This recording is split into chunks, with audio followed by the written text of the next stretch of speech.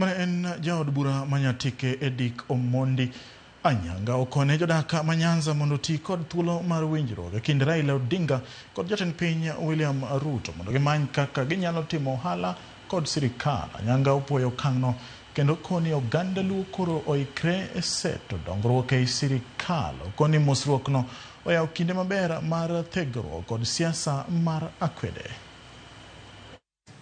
Wach mar joluo donjo sirikal nachako wacho chon kendo diere mana wache kata diere mana wawache ne jomoko ok ne ni en gima nyalo timore. Ne wasego mbom akanya kaka Nyasaye mwang'e ni gino nyalo timore. Omiyo an adwoko erokamano kabisa ne Raila Amolo Odinga to gi ker mar William Samoei Ruto.